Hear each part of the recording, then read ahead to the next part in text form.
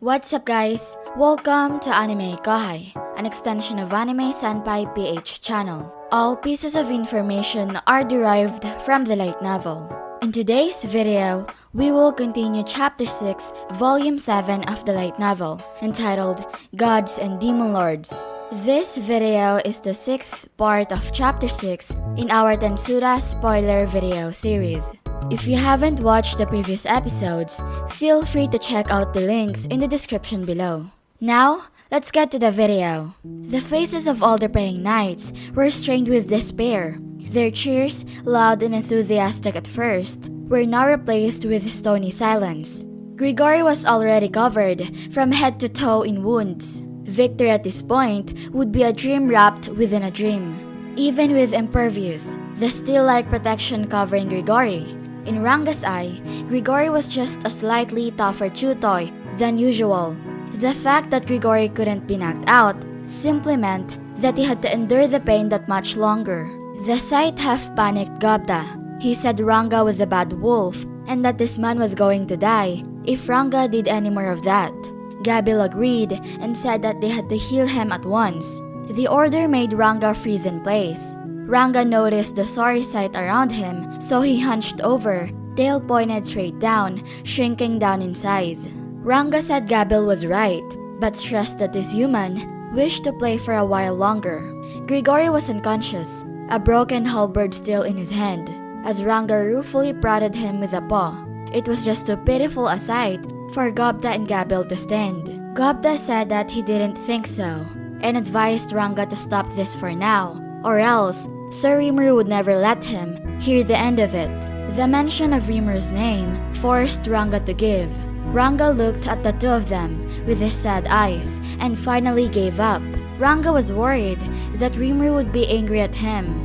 The freed Grigori's face was caked with drool. His limbs went off in assorted slightly off-kilter directions, but still in no angle the human body was designed for. He was pretty seriously banged up, in other words, and it was a wonder he continued to draw breath. But Grigori survived it all, and with the healing potion Gobda provided, Grigori made a full recovery before the sun set on the day. His body may not have paid the price for the experience, but his self-esteem certainly did.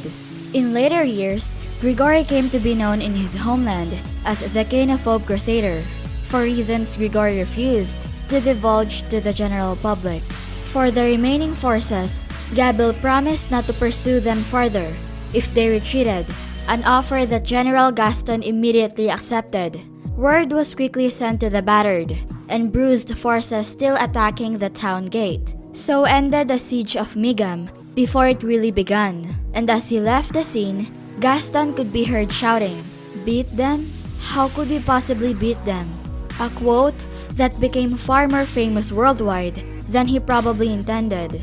SAARE wished that Grigori was already here right now to tackle this demon, but he was in luck because Grigori was coming draped over Ranga's back. In fact, SAARE's wish was about to come true in just a few more moments. Grigori probably wasn't going to provide the services he was looking for, but for SAARE right now, ignorance was bliss. Besides, he reasoned this Diablo was just too ridiculous a demon to deal with. Here SAARE was, one of the most powerful human beings on the planet, and not even he could fully plumb the depths of this guy's force. There was no doubting Diablo now. Diablo really was more powerful than the demon lord Valentine. Why would he bother going out of his way to kill Archbishop Rayhem? A few well-planned threats from Diablo, and Diablo could get literally anyone to worship the ground he walked on. SAARE said to himself that he didn't even have to deal with this. SAARE was still expending every effort possible to fend off Diablo's barrage, but he knew the end was near. His endurance and his mental acuity were about to be exhausted, and the demon was gleefully enjoying the sight too. Diablo laughed and challenged SAARE to put in some more effort and show him an interesting skill or two. SAARE just wanted to cry. From the bottom of his heart, he wanted to go home. He had been praised as a genius. He was long-lived thanks to his elven blood, and his dauntless effort helped him sharpen his fighting style. to a fine point. His reward for this was the unique skill All-Rounder, which let him fully understand and acquire an opponent's art after seeing it only once. It worked on the same principle as Hinata's Usurper, just geared specifically toward arts. It went without saying that actually using these arts required superior physical ability. SAARE knew that well, and thanks to that, he had mastered a wide variety of skills, including complex magic arts combinations that were among the trickiest moves out there to perform. Adding magical effects like that to his own aura unlocked access to some incredibly powerful sword slashes. The SAARE preferred to use Spirit Slash, a basic battle wheel move, and also the ultimate way to enhance one's physical ability. To this, he would add whatever element his current foe was weakest against, letting SAARE unleash a strike that could rip through almost any enemy. That was a source of pride to SAARE, but none of that worked here. Before SAARE could even deploy the magic, Diablo analyzed its structure and disassembled it. It robbed SAARE of his ability to bend the laws of nature, and without that, there would be no miracles today. Instead, giving up on magic, SAARE opted instead to just fight with a battle wheel art or a sword. Damn it, he bitterly whispered. The most frustrating thing about all this was how Diablo wasn't even seriously trying yet. SAARE could tell that the difference in magical skill alone was like comparing a grown adult to a newborn. The same was true in physical strength, only in tactical skill, something that could be learned on the battlefield. And nowhere else could SAARE safely consider himself close. But even then, Diablo was already closing the gap within the space of this fight. The speed of his growth was dizzying. If he wanted to, Diablo could have easily killed SAARE right now. SAARE realized that Diablo had no intention of ending his life, which meant that someone else out there must have killed Rayhem. But SAARE was wondering who the killer was. Yes, Hinata never wanted to be involved with all this, and the incident occurred right after she left, as if aiming for that exact moment. Then, something so suspicious came to SAARE's mind. But wait, it wasn't even suspicious. SAARE concluded that it had to be the 7 days clergy behind this. He was sure of it, and exactly at that moment, SAARE heard a voice telling him to rejoice because they had come to give him aid, and that they would destroy this demon together. The voice asked SAARE to hold the demon back for them, and their magic would take care of the demon. The air warped behind him as SAARE felt a new presence, one bearing a staggering amount of force. They were the members of the 7 days clergy, 3 of them in all.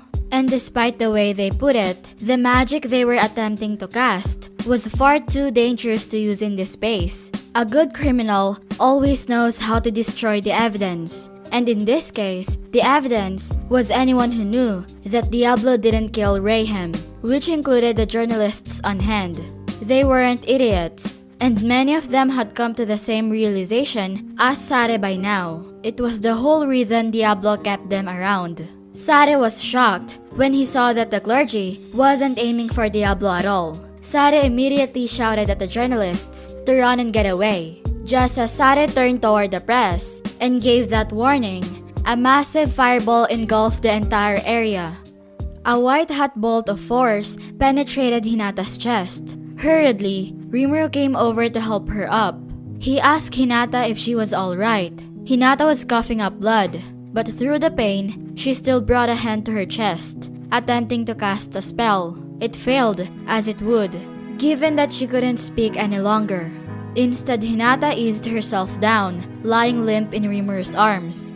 The blood from her began to stain his clothes a bright shade of crimson. Unless Rimuru did something, Hinata was going to die, without ever knowing what happened. They could work out the timeline that led to this later. Rimuru took a potion out of his stomach and sprinkled it over her chest. But while this would normally begin the healing process immediately, now, of all times, nothing happened.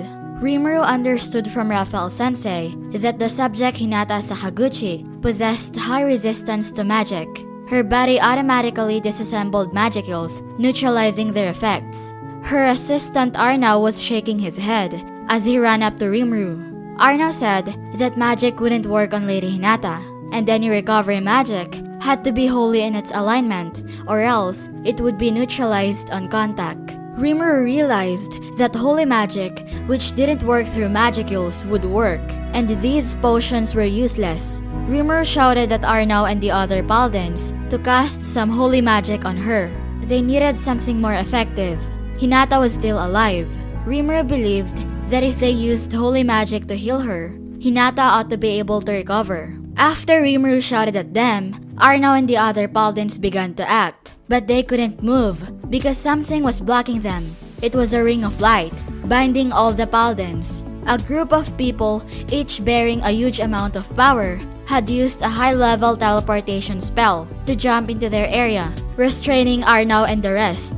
The two mystery visitors kneeled before Rimuru and said that it was a pleasure to meet Demon Lord Rimuru. They introduced themselves that they were members of the 7 Days Clergy, and that they had come to punish Hinata Sakaguchi for violating their orders. That's it for this video, guys. If you haven't subscribed yet, please subscribe and click the bell notification icon so you will never miss the upcoming continuation of Tensura spoiler video series. Thank you for always watching my videos and supporting my channel. Shout out to the top 10 commenters on my previous video. Shout out to Peanut, John Lester, Autistic Lemur 420, Venom Legend, Jamie Ira, Joji Ray, Amaryl Tempest, Abdul Fatawu, Michael Swan, and last but not the least, shout out to Melon. I'll see you guys in the next video.